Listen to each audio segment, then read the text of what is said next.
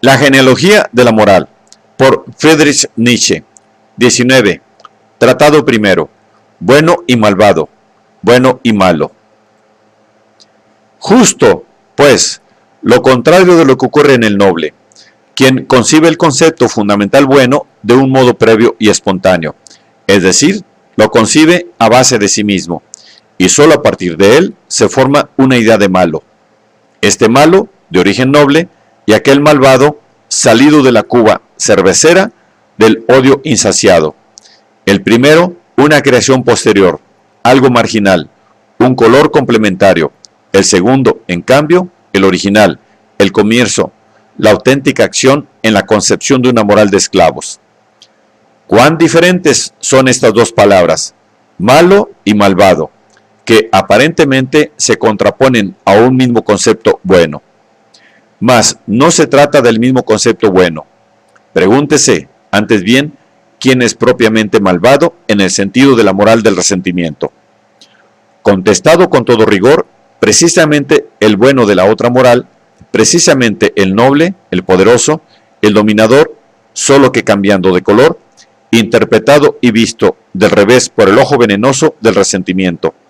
Hay aquí una cosa que nosotros no queremos negar en modo alguno. Quien a aquellos buenos los ha conocido tan solo como enemigos, no ha conocido tampoco más que enemigos malvados.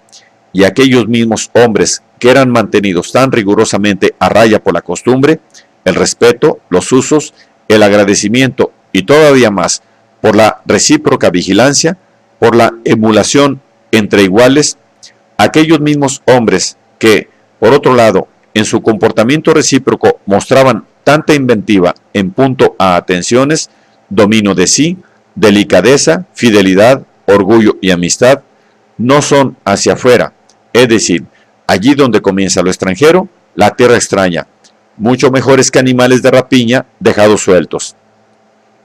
Allí disfrutan la libertad de toda constricción social. En la selva se desquitan de la tensión ocasionada por una prolongada reclusión y encierro en la paz de la comunidad.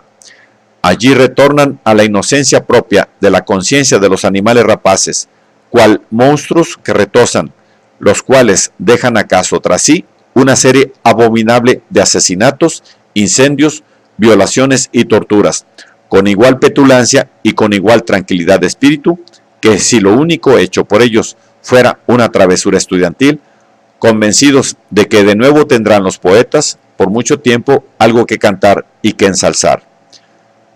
Resulta imposible no reconocer, a la base de todas estas razas nobles, el animal de rapiña, la magnífica bestia rubia, que vagabundea codiciosa de botín y de victoria.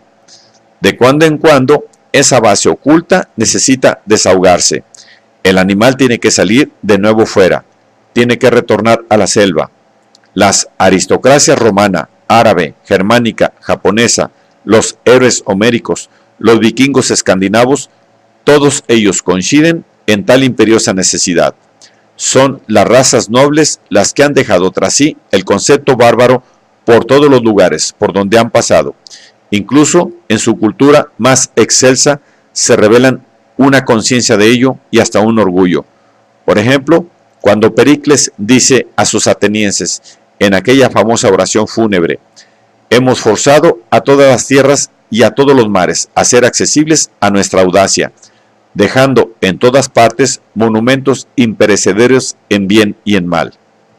Esta audacia de las razas nobles, que se manifiesta de manera loca, absurda, repentina, este elemento imprevisible e incluso inverosímil de sus empresas, Pericles destaca con elogio la despreocupación de los atenienses, su indiferencia y su desprecio de la seguridad del cuerpo, de la vida, del bienestar, su horrible jovialidad y el profundo placer que sienten en destruir, en todas las voluptuosidades del triunfo y de la crueldad.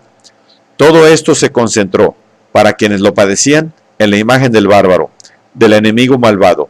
Por ejemplo, el godo, el vándalo. La profunda, glacial desconfianza que el alemán continúa inspirando, también ahora tan pronto como llega al poder, representa aún un rebrote de aquel terror inextinguible con que durante siglos contempló Europa el furor de la rubia bestia germánica, aunque entre los antiguos germanos y nosotros los alemanes apenas subsista ya afinidad conceptual alguna y menos aún un parentesco de sangre. En otro sitio he hecho notar la perplejidad experimentada por Hesíodo cuando meditaba sobre el decurso de las épocas culturales e intentaba expresarlas mediante el oro, la plata y el bronce. A la contradicción que le ofrecía el mundo de Homero, un mundo tan magnífico, pero a la vez tan horrible y tan brutal, no supo escapar más que dividiendo una única época en dos y colocándolas una a continuación de la otra. Primero, la época de los héroes y semidioses de Troya y de Tebas, tal como aquel mundo había subsistido en la memoria de las estirpes nobles, que en ella tenían sus propios antecesores. Y luego la Edad de Bronce, tal como aquel mismo mundo aparecía a los descendientes de los sojuzgados, expoliados, maltratados, deportados, vendidos. Como una Edad de Bronce, según hemos dicho, dura, fría, cruel, carente de sentimientos y de conciencia. Una edad que todo lo tritura y lo salpica de sangre. Suponiendo que fuera verdadero algo que en todo caso ahora se cree ser verdad, es decir, que el sentido de toda cultura consistiese cabalmente en sacar del animal rapaz, hombre, mediante la crianza, un animal manso y civilizado, un animal doméstico, habría que considerar, sin ninguna duda, que todos aquellos instintos de reacción y resentimiento, con cuyo auxilio se acabó por humillar y dominar a las razas nobles, así como todos sus ideales, han sido los auténticos instrumentos de la cultura. Con ello, de todos modos, no estaría dicho aún que los depositarios de esos instintos representen también ellos mismos a la vez la cultura. Lo contrario sería, antes bien, no solo verosímil, no, hoy es evidente. Esos depositarios de los instintos opresores y ansiosos de desquite, los descendientes de toda esclavitud europea y no europea, y en especial de toda población prearia, representan el retroceso de la humanidad. Esos instrumentos de la cultura son una vergüenza del hombre y representan más bien una sospecha, un contraargumento contra la cultura en cuanto tal. Se puede tener todo derecho a no librarse del temor a la bestia rubia que habita en el fondo de todas las razas nobles y a mantenerse en guardia.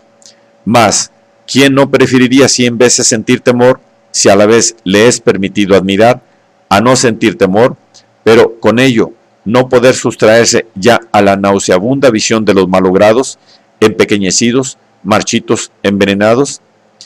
¿Y no es esta nuestra fatalidad? ¿Qué es lo que hoy produce nuestra aversión contra el hombre? Pues nosotros sufrimos por el hombre, no hay duda. No es el temor, sino más bien el que ya nada tengamos que temer en el hombre. El que el gusano hombre ocupe el primer plano y pulule en él.